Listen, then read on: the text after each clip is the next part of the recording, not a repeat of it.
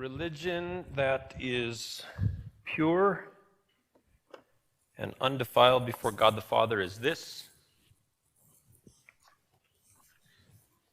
to care for the widows and the orphans in their distress and to keep oneself unstained and unpolluted by the world. My brothers and sisters, believers in our glorious Lord Jesus Christ must not show favoritism. Suppose a man comes into your meeting wearing a gold ring and fine clothes, and a poor man comes in filthy clothes, also comes in. If you show special attention to the man wearing fine clothes and you say, "Here's a good seat for you," but to the poor man you say, "You stand over there or just sit by my feet," have you not discriminated among yourselves and become judges with evil thoughts? Listen, my dear brothers and sisters, has not God chosen those who are poor in the eyes of the world to be rich in faith and to inherit the kingdom he promised those who love him?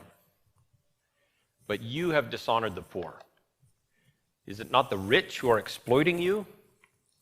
Are they not the ones who are dragging you into court? Are they not the ones who are blaspheming the noble name of the one to whom you belong?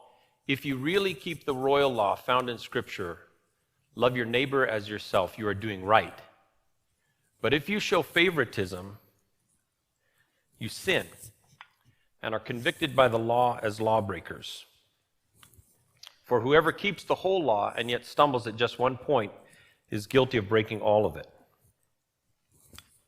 For he who said you shall not commit adultery also said you shall not murder. If you do not commit adultery, but you do commit murder, you have become a lawbreaker. So speak and act as those who are going to be judged by the law that gives freedom. Because judgment without mercy will be shown to anyone who has not been merciful. Will not be shown. Because judgment without mercy will be shown to anyone who has not been merciful. Mercy triumphs over judgment. And then this is from chapter 5.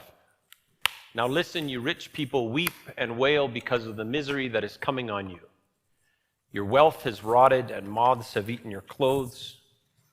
Your gold and silver are corroded. Their corrosion will testify against you and eat your flesh like fire. You have hoarded wealth in the last days. Look, the wages that you failed to pay the workers who mowed your fields are crying out against you. The cries of the harvesters have reached the ears of the Lord Almighty.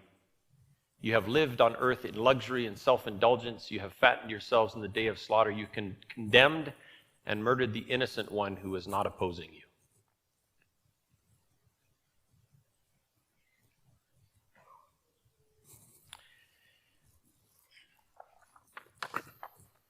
One of the challenges with preaching the book of James is it's pretty straightforward. Don't show favoritism. Don't exploit people.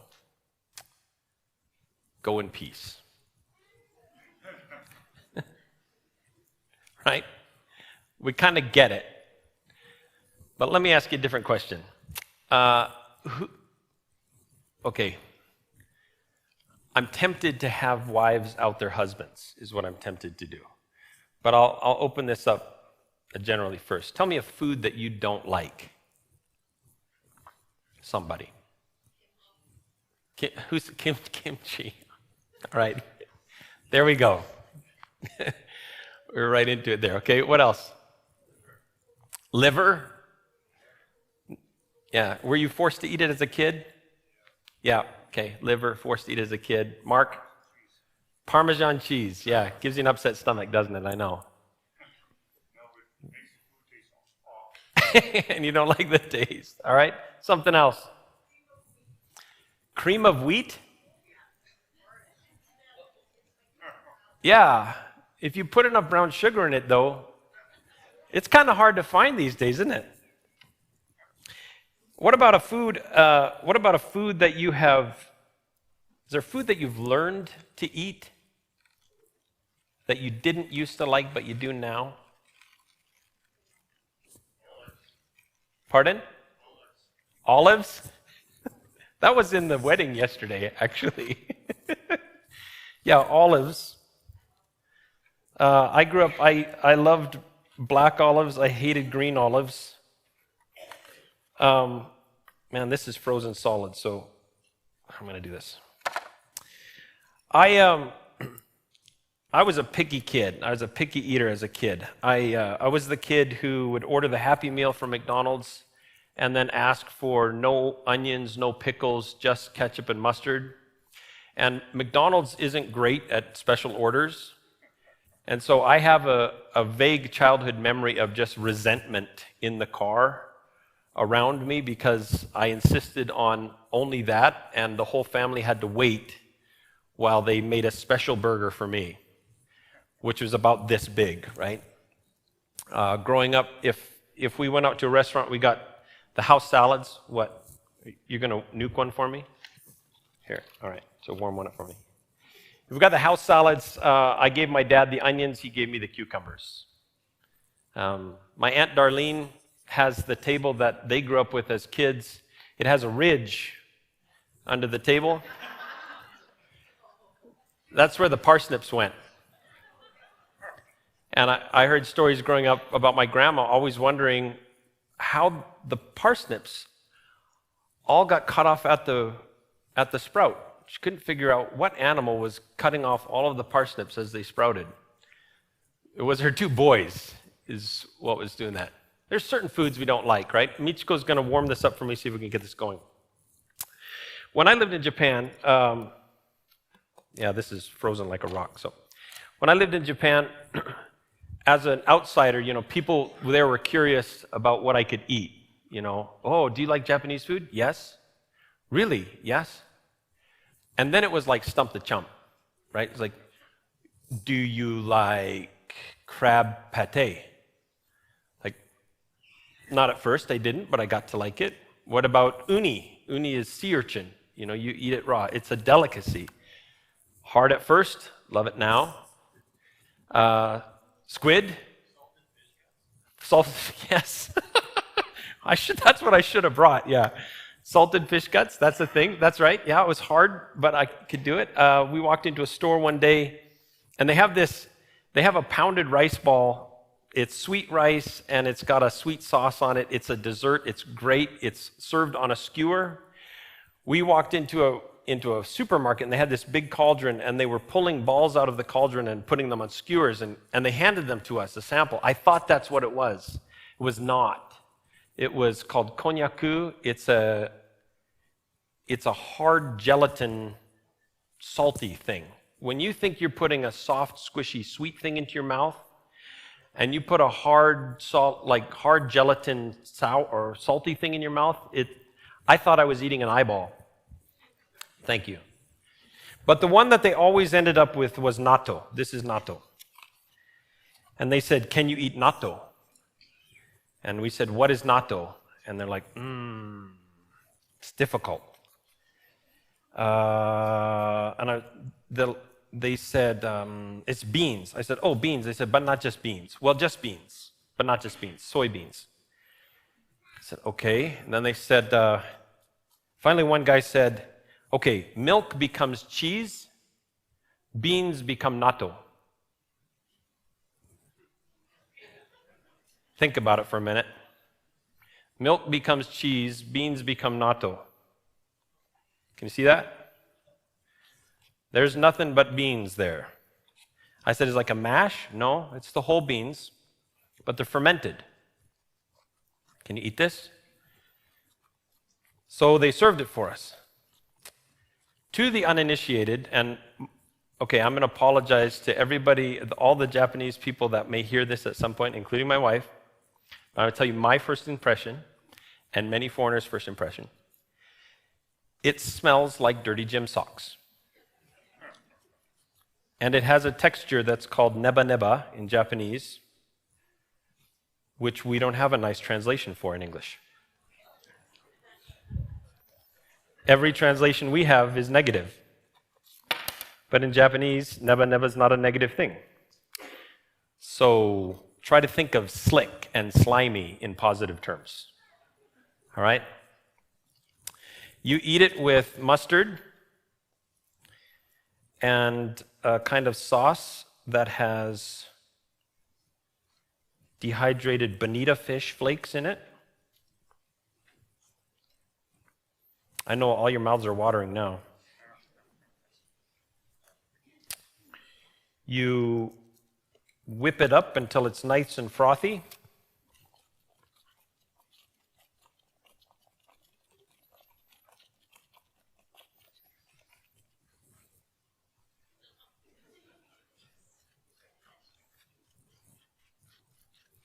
My wife is offended by all of you right now, just so you know. So just close your eyes and plug your ears, Michiko. And then you eat it.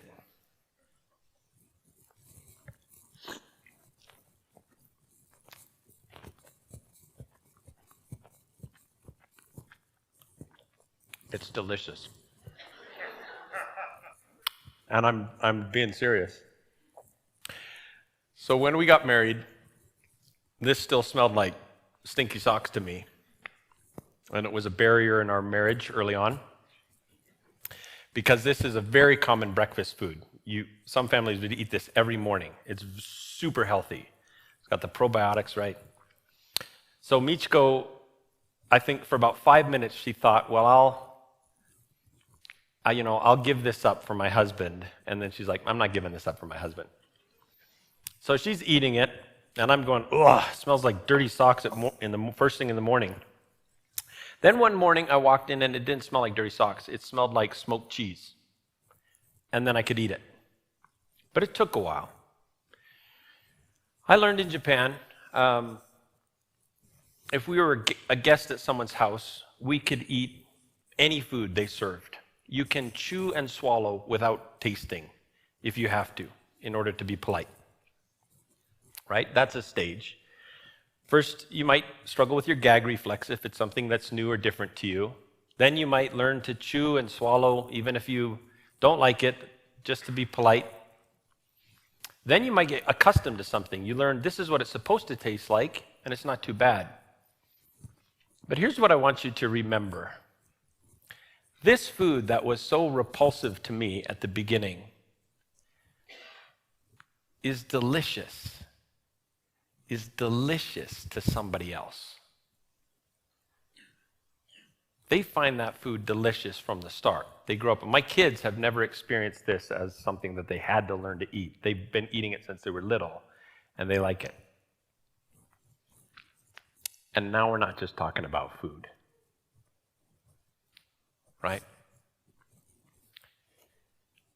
James says, when someone rich comes into your assembly and you say, come sit here, and someone poor or in shabby clothes comes in and you say, sit over there, or just sit down here by my feet.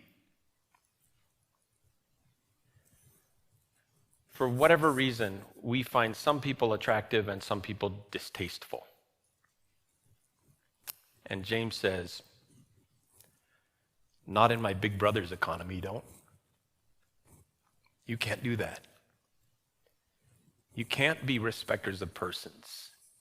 You can't show favoritism. You need to learn to embrace what you formerly found distasteful. Tracking with me? So why do we embrace some and exclude others?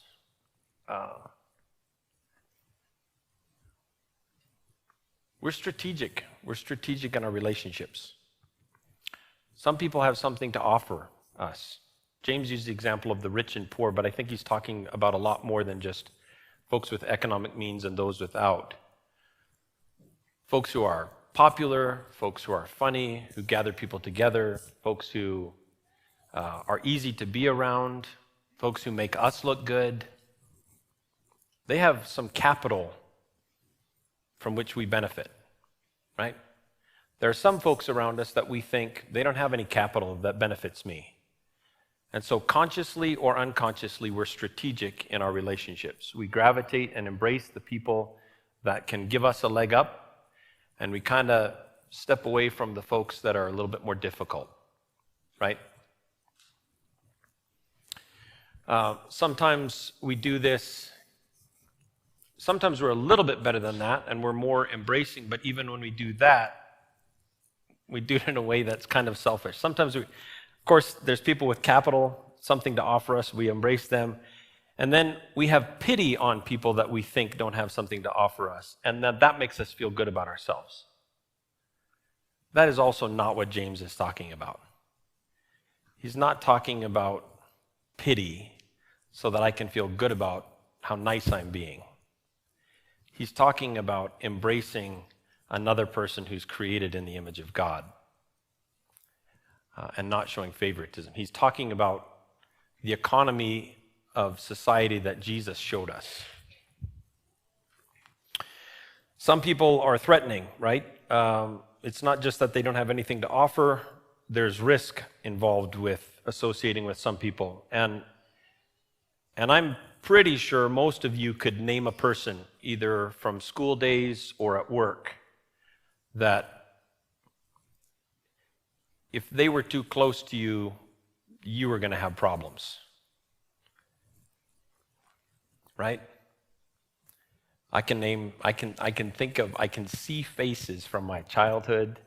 I can see faces all along. And the thing is, I've probably been that person for somebody as well. But you can think of folks that it's not just that they don't have something to offer you, they are a threat to your position and a risk, right?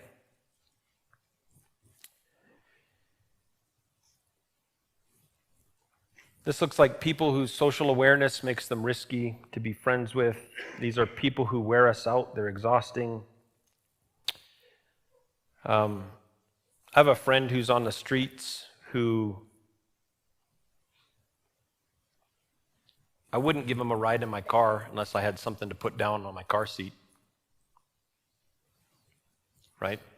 Hygiene is a thing. And we're physically repulsed sometimes by a human being. Different cultures, different accents, we find difficult. We have associations with them, and then we ostracize, we keep people at arm's length. Different ways of thinking about time. Those people, they never show up on time, right? That maybe it's a cultural thing, maybe it's a person, and so we just keep our distance. It's easier, right? And then there's another category that's not just repulsion, there's invisibility. There are folks that we just don't see. There are folks in this room right now that some of you have never seen. I don't mean just the visitors, if you're here today for the first time. I mean, we have an ability to see the folks that we have a relationship with and block out the rest. And, Michiko, あなたの盾を使ってもいいですか？見られてないこと。僕の奥さんに。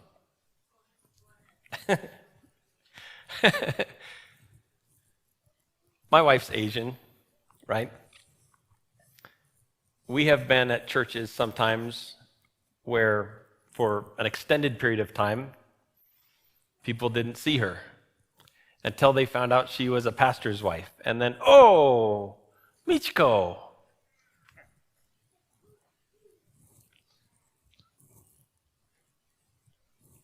That's kind of hard. It is our nature, it's our reflex. We gravitate towards people that we're attracted to or that we have a history with, that we know. We have inside jokes, and we don't see other people. We can't see everybody, right? We don't have that capacity, but we can try. We can try to open our eyes and see the folks that are invisible.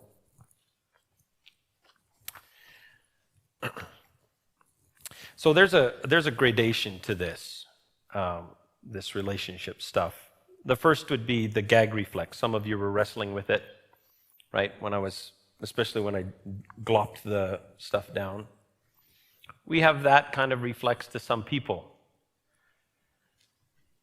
for different reasons, right? That's not good. We should just learn to not do that. And the next level would be with the food. We just learn to eat it because it's what we're supposed to do. It's the right thing to do. My brother-in-law, so my sister's husband's dad, they raised a family, and when the last kid finally moved away from home, the wife served boiled spinach. And Dennis, my brother-in-law's dad's name, Dennis, didn't eat it. And his wife, Sue, said, "You didn't eat your spinach." And he said, "Nope, didn't eat my spinach." She said, "But you always eat your spinach." He said, "I always ate my spinach because we were raising kids.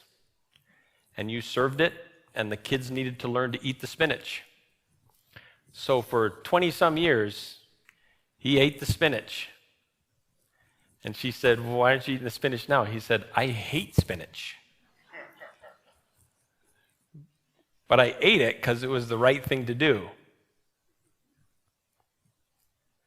Embracing someone that's hard for you because it's the right thing to do, that's better than exclusion. That's better than rejection. But there's something better than that. There is acquiring a taste for something, right? That takes some effort. I learned this is a weird example maybe for you, but green tea, if you've had fresh, straight green tea, not the matcha hot ice cream that they serve at Starbucks with lots of syrups and stuff in it. Just straight green tea. My dad tasted it and said, "It tastes like grass." It kind of does. It is a vegetable that you have boiled. But I tasted it, and I tasted it again, and I tasted it again, and then I learned the qualities of it. Oh, this is the taste that I'm looking for. I can find that by extended exposure to a person. Maybe at the outset, that person's hard for me, but if I invest some time and sit down with them and try to hear their story and learn their quirks and their humor and their personality, the things that they're afraid of, whatever, I start to become accustomed to, this is this person's flavor, right? And then I know what to expect, and I'm not surprised every time. That's acquiring a taste. But I want to go back to that first thing I said about when you were all offending my wife reacting to her food, right? This food is delicious for somebody. Every human being is delightful in the eyes of God. I may look at somebody and go, ugh. God looks at them with joy and love as his child created in his image. The most difficult person. And if I approach this with the knowledge in my head that somebody finds this delicious, so it must be delicious. Now it's a me problem. My mouth just doesn't find it delicious, right? Then I can try to find what's delightful in that food for me. I can try to find what's delightful in another person. Does that make sense? So for the rest of your life now, you're going to remember this sermon when you eat, raw onions that you don't like. I can eat raw onions, don't love them. I can do it.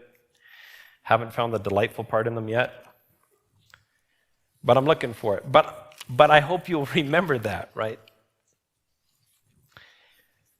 Let's head back into James and his community. So James is the younger brother of Jesus when he writes these words. So he says a couple things in this passage.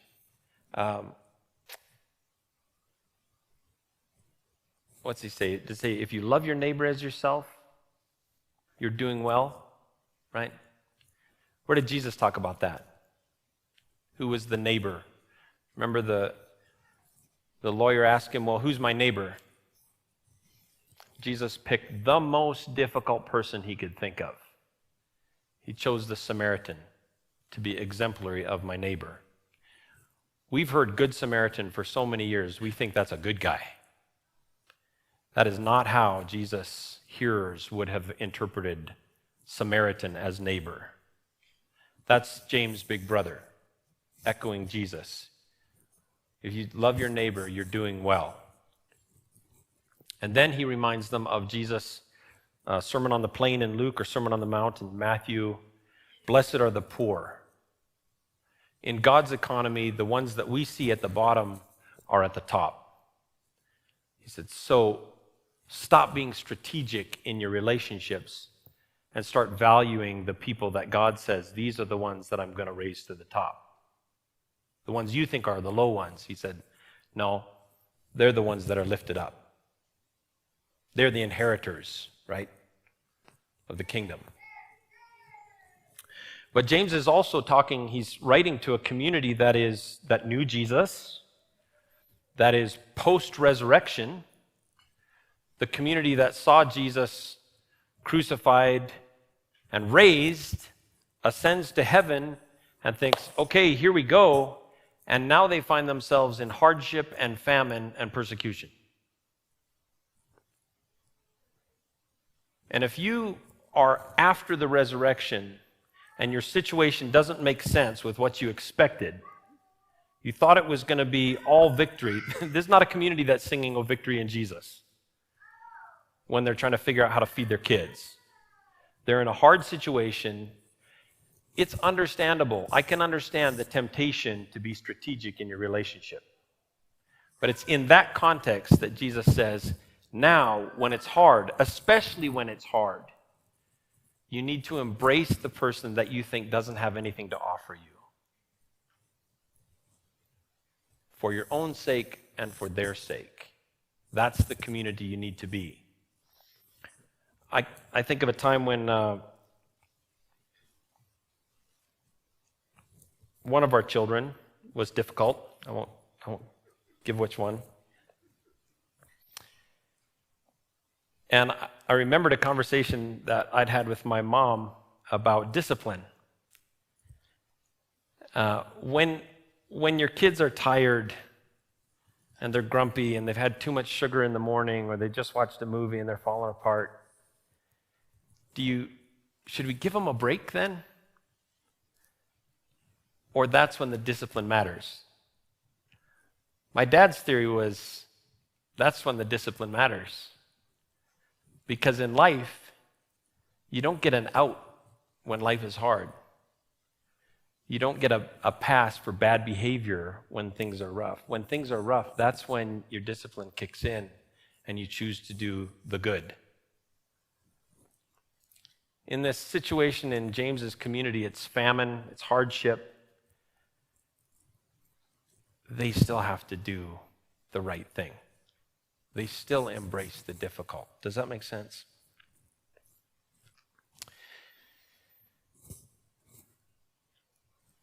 James has this verse.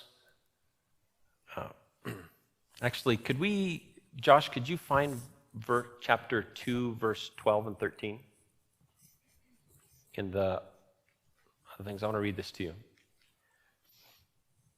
James has a solution for this, I think, because it's hard. There we go. He says this in verse 12 and 13. Speak and act as those who are going to be judged by the law that gives freedom, because judgment without mercy will be shown to anyone who has not been merciful. But mercy triumphs over judgment. Go back one.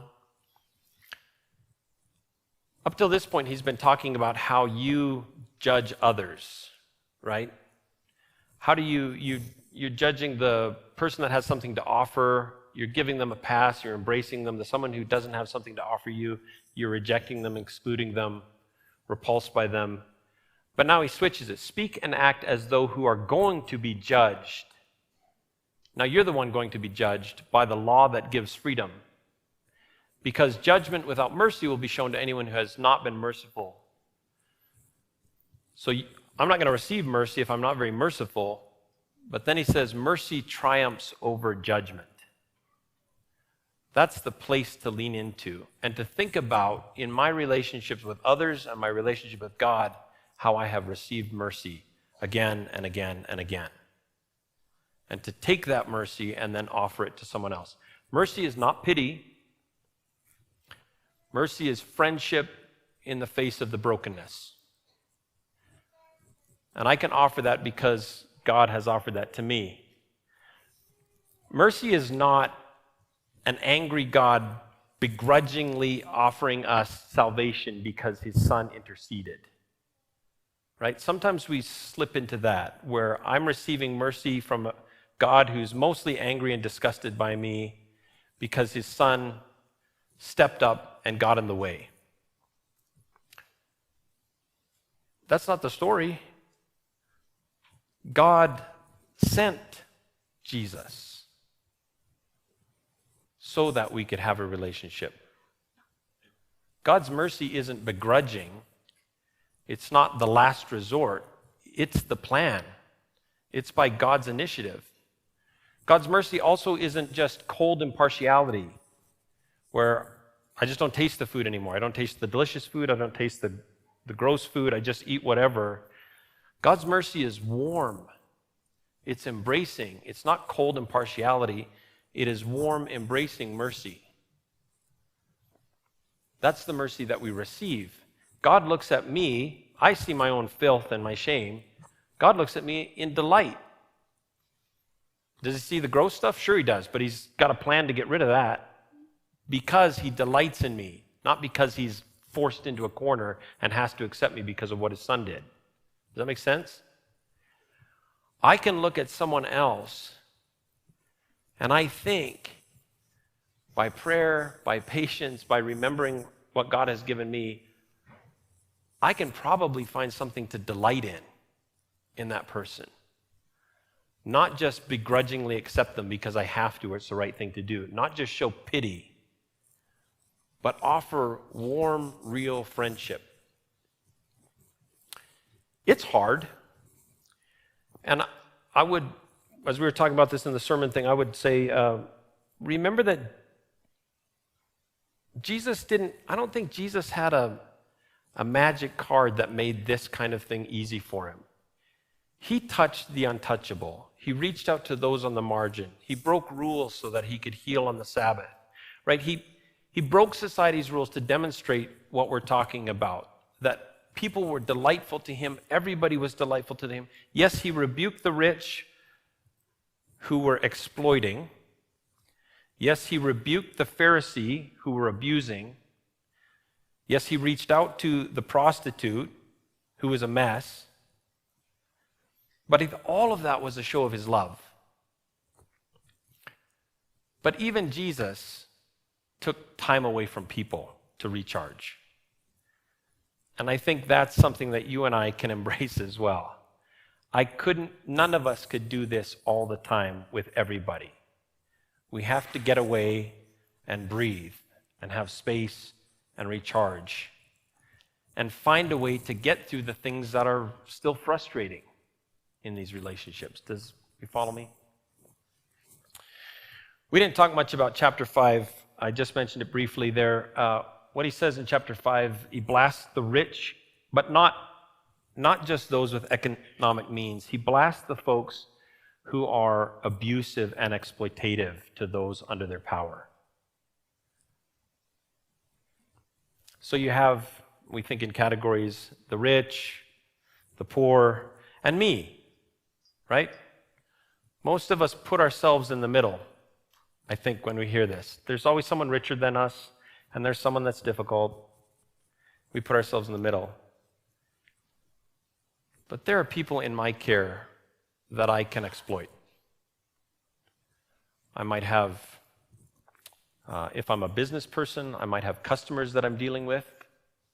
I might have employees. We have a friend a realtor friend. He owns 100 houses. He doesn't need to work. He can retire, but he owns a business and he has, 30 employees. He doesn't retire because he's taking care of the employees. He doesn't need the money, but he provides structure and gain for the folks in his care, he's generous. And in his renters and the folks that he deals with, he's generous. He's fair. He's not being taken advantage of, but he's generous. And James is telling us, if you have any power over those who are below you, you think, don't exploit them. Be generous. Right? A few things that I'll just leave you with here. For those under your care, choose generosity.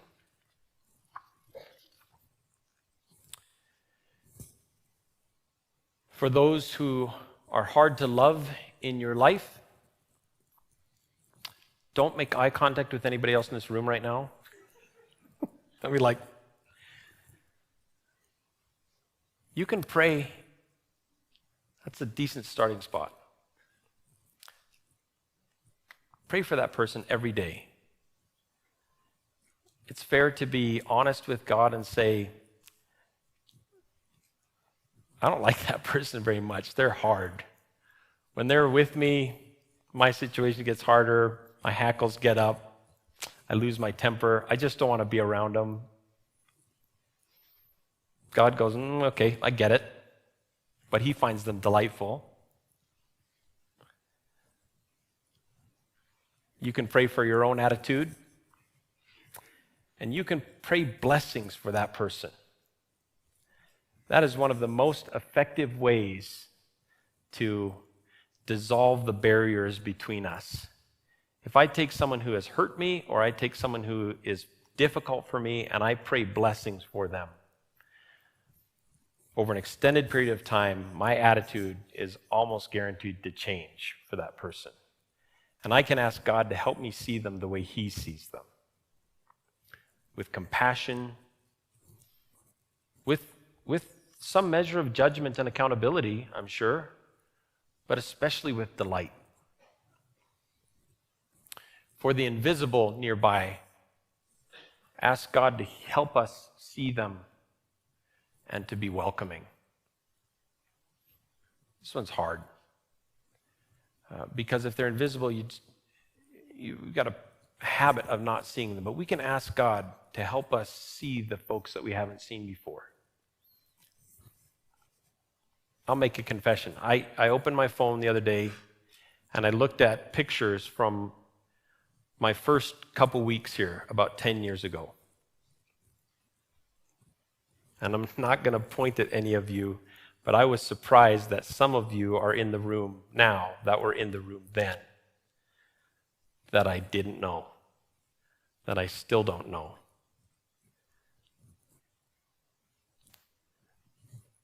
You were invisible to me, and I'm sorry for that. Some of you have been here for 20, 30 years, and I thought you were new, right? So this is my prayer, that God would help me see. And the person that we find distasteful, if you don't remember anything else, remember this: God finds that person delightful. So we can offer friendship. Can I pray for us?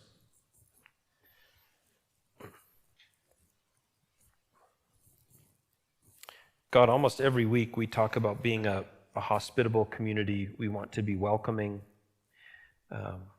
In our greeting, we talk about being a group that practices community even when it's hard.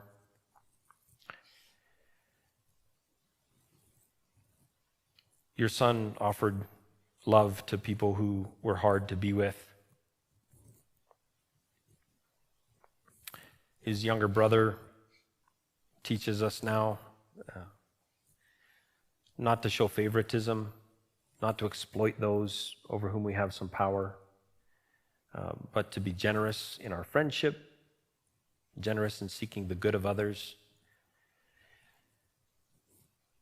And it's hard. We have our patterns. We have difficult folks at school. We have difficult folks at work or in our families. Sometimes we are the difficult folks. Help us not to exclude each other, Help us at least to embrace each other because it's the right thing to do. But especially, God, I pray that you would help us get to a place where we can delight in each other. Even if it's just for moments, if we need time to breathe, fine. But that we could see each other the way that you see each other. See the beauty and the goodness of your image shining in. I've got my own list, the folks that I find difficult. Each of us has our list, I suppose. So we ask your grace, God, as you have shown us warm, embracing mercy, help us to show warm, embracing mercy and friendship to those around us. We pray this, Jesus, in your name. Amen.